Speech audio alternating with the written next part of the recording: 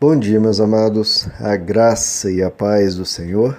Eu sou o pastor Rômulo Pereira, da Igreja Batista Palavra da Graça, e hoje nós vamos estudar o Evangelho segundo João, capítulo 18, versos 31 e 32, que dizem: Pilatos disse: Levem-no e julguem-no conforme a lei de vocês. Mas nós não temos o direito de executar ninguém, protestaram os judeus.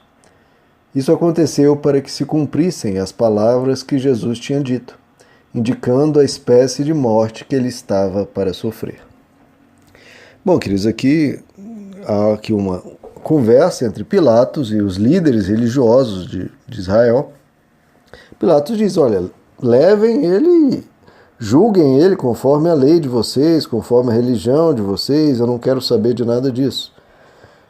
Só que os judeus justificam que estavam levando aquele suposto criminoso às autoridades romanas, a Pôncio Pilatos, porque ele era alguém que precisava ser executado. Agora, por que isso, queridos? Porque, como eu expliquei, o Império Romano dominava sobre Israel. Então, quem tinha direito sobre a vida e a morte de uma pessoa eram as autoridades romanas. Então os judeus não tinham mais esse poder de juízo a ponto de levar alguém à morte. Isso foi tirado deles, isso tudo de uma forma providencial, né? Porque Deus havia arquitetado tudo, a história, para se dar conforme havia sido profetizado, né? Que está dizendo aqui. Veja só, foi profetizado no Antigo Testamento que uma das características do Messias, dentre as várias, que marcam a vida inteira de Jesus, então não é qualquer uma pessoa que levanta a mão e diz: eu sou o Messias, eu sou o prometido de Deus, eu sou o Salvador do mundo. Não. O Antigo Testamento tem uma série de pelo menos 30 características que o verdadeiro Messias deveria cumprir para então ele ser reconhecido como aquele que foi prometido. Uma dessas promessas, algo que os supostos messias não se aventuram a fazer, né? Mas era ser crucificado. E a crucificação não era uma forma de morte perpetrada pelos judeus, mas era uma punição aplicada pelos romanos. Geralmente os judeus matavam uma pessoa por apedrejamento. Mas aqui tudo se cumpriu, né, para que ocorresse a morte conforme prevista, profetizada no Antigo Testamento. E que o próprio Jesus já havia previsto. Lá em Mateus 20, por exemplo, ele diz: Eis que subimos a Jerusalém, e o Filho do Homem será entregue aos principais sacerdotes, e eles o condenarão à morte, e o entregarão aos gentios, os romanos no caso, para que deles escarneçam, o açoitem e crucifiquem, mas ao terceiro dia ressuscitará. Jesus já havia dito essa forma de morte a qual ele teria que passar, aqui no próprio Evangelho de João, no capítulo 3, quando ele diz que assim como Moisés levantou a serpente no deserto, assim importa que o Filho do Homem seja levantado. Recordando aqui a história que Jesus faz alusão aqui. Moisés e o povo de Israel haviam escapado do Egito, né, de anos de cativeiro, anos de escravidão. E em um certo momento, serpentes atacam o acampamento e as pessoas são picadas e começam a adoecer e morrer. E Deus dá essa instrução a Moisés: Moisés, faça uma serpente de bronze e coloque num poste. Quem olhar para essa serpente de bronze estará curado da enfermidade letal e viverá. E quem olhava para a serpente realmente vivia. E isso, aqui Jesus está fazendo essa alusão a essa serpente de bronze, que ele seria levantado, como num poste, e quem olhasse para ele não morreria eternamente. Então essa é a figura da cruz, né?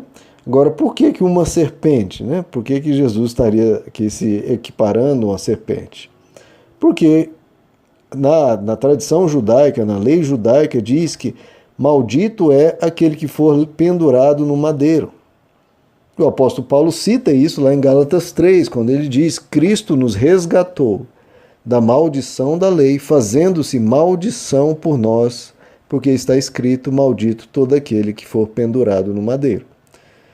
Então, todo tipo de maldição que esteja sobre o ser humano, né, qualquer tipo de maldição, maldição hereditária, como se fala por aí, maldição feito por magias, maldição do pecado, maldição, o que for da estrutura humana ou no reino espiritual, veja, ele se fez maldição no nosso lugar, sendo colocado, pendurado num madeiro.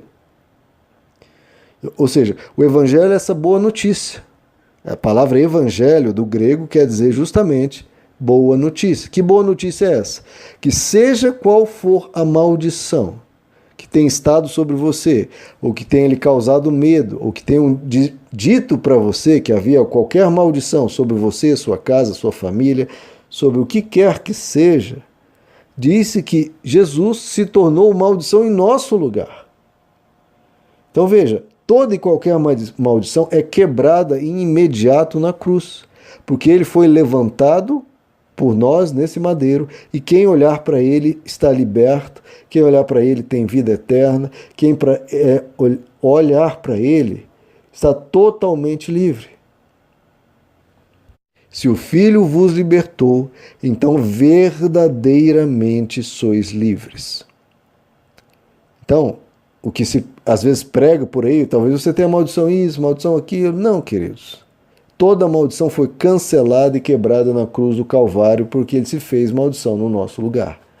Então, todo e qualquer tipo de magia, mal olhado, qualquer tipo de medo que você tenha em qualquer aspecto da sua vida espiritual, não temas mais.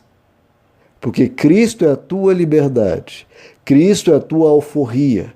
Você foi liberto da escravidão das trevas e foi transportado para o reino do Filho do amor de Deus. Essa é a nossa libertação. Fomos libertos de toda e qualquer ação das trevas, porque ele se fez maldição em nosso lugar. Ele tomou sobre si os nossos pecados. Ele levou sobre ele. Ele recebeu essa condenação na cruz, para assim como a serpente, qualquer um que olhasse para ela era curado, agora a gente olha para ele. Simplesmente olha. Não precisa fazer uma campanha mirabolante de não sei quantos dias, dar ofertas gigantescas de acordo com, olha, você tem que ter muita fé e a sua fé é demonstrada pela quantidade de dinheiro que você... Nada disso. Basta olhar para Cristo. Basta o olhar da fé. Basta crer. O que é esse olhar? O que é esse olhar? É você crer no que Jesus fez. Tem que crer. Quem crê não teme. Quem crê recebe. Quem crê descansa. Quem crê respira aliviado. Porque realmente agora ele acredita. Ele confia que está liberto. Ele agora sabe que isso é verdade, então descansa. Então não tem mais medo. Por quê? Porque ele foi para a cruz no nosso lugar. Jesus foi entregue às autoridades romanas para que nós olhássemos para esse sacrifício, sem precedentes, esse sacrifício tão determinado e tão forte, tão firme, para nos dizer com todas as letras e gritar ao nosso coração: vocês estão libertos. Porque toda e qualquer punição, toda e qualquer maldade que fosse feita contra vocês, eu recebi sobre mim mesmo no lugar de vocês. Então saiba-se livre, saiba-se liberto, saiba-se perdoado, saiba que Cristo recebeu sobre ele toda e qualquer maldição que pudesse ir contra você. Ele nos resgatou da maldição, fazendo-se maldição em nosso lugar. Meus amados, essa é a boa notícia do Evangelho. Que Deus os abençoe, a graça e a paz do Senhor.